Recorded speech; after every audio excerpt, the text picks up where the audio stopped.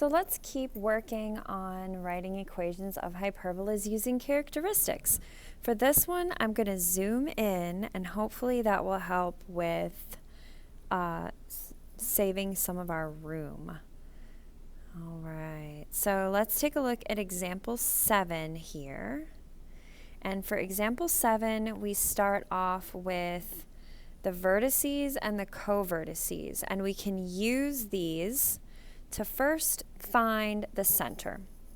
So I hope you're noticing that for each one of these, we're beginning with the center. And remember, the center is always the midpoint of either the vertices or the covertices. So I can use the vertices or the covertices for this. It doesn't matter because I'm going to get the same answer. So I'm going to do the midpoint formula, x1 plus y1 over 2. No, my bad. X1 plus x2 over 2, y1 plus y2 over 2, which is 3 plus negative 5 over 2, and then negative 3 plus negative 3 over 2, which simplifies to become negative 2 over 2, negative 6 over 2, which is negative 1, negative 3. So that is the center of this hyperbola. The next thing we can do is we can find A or B, and we can find each of them using the distance formula, and the distance between the vertex and the center will give us A.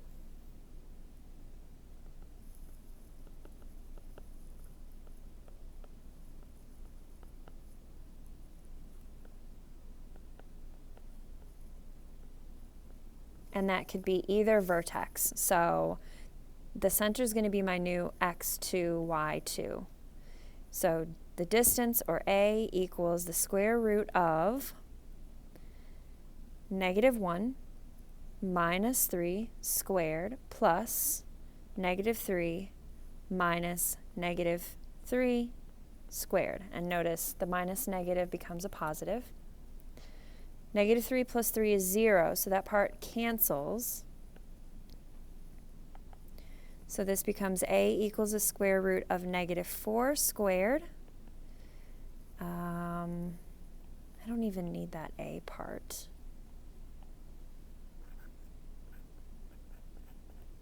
Square root of 16, which is 4. So A equals 4. And then we can find B,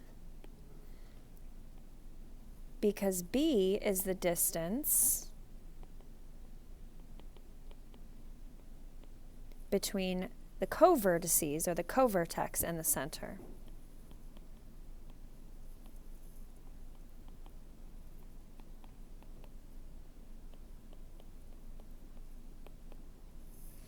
So B equals the square root of, so this is going to be my new x1, y1, and I'm going to still use the center as my x2, y2. So negative 1 minus negative 1 squared plus 4 minus negative 3 squared. Notice that negative 1 plus 1 cancels to become 0, and then 4 plus 3 is 7 squared, which is the square root of 49, which is 7.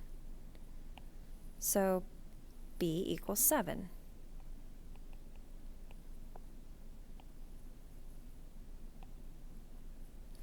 Now we need to figure out the direction of the hyperbola.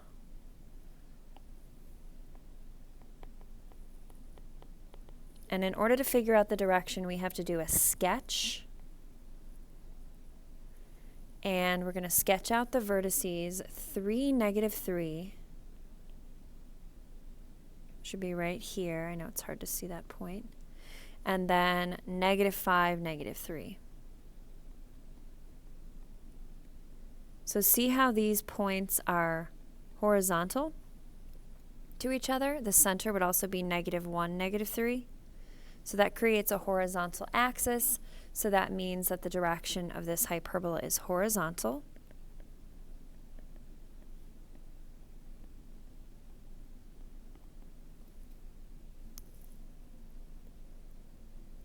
And then we're going to use the formula for the horizontal hyperbola to write this hyperbola out. So the horizontal hyperbola formula is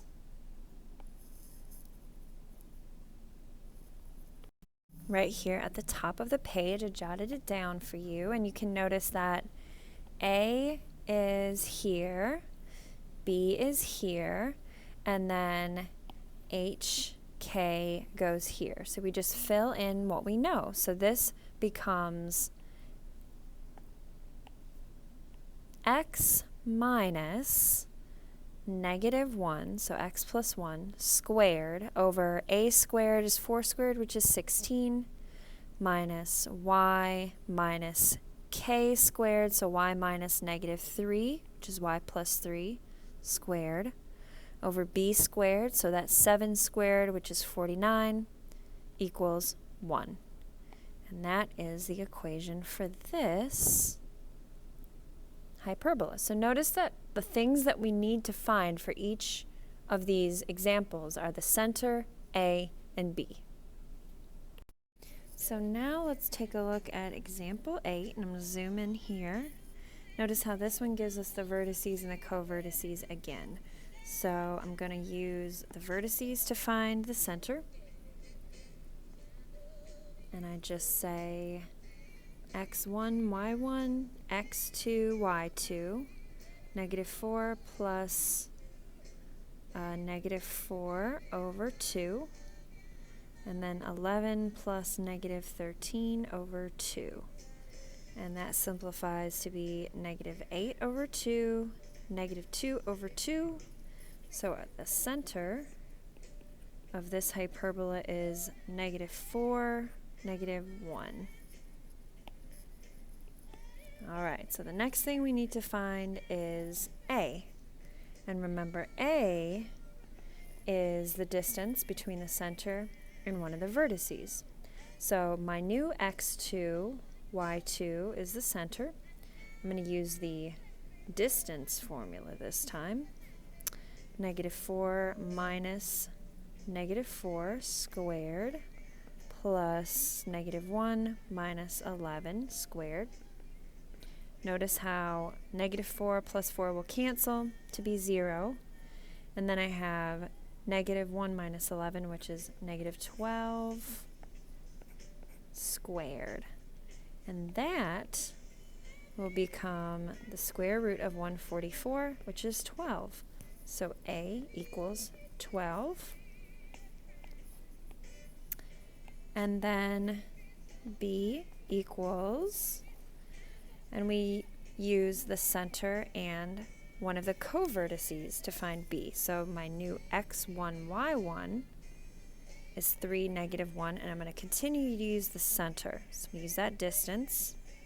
So I've got -4 minus 3 squared plus -1 minus -1 squared equals, all right, -7 squared, and -1 plus 1 is 0. And then this is going to become the square root of 49, which is 7. So B equals 7. Now the last thing I need to determine is whether this hyperbola is vertical or horizontal. So I'm just going to sketch out a coordinate plane, place the vertices along the coordinate plane, so -4, 11, be right here, and then -4, -13.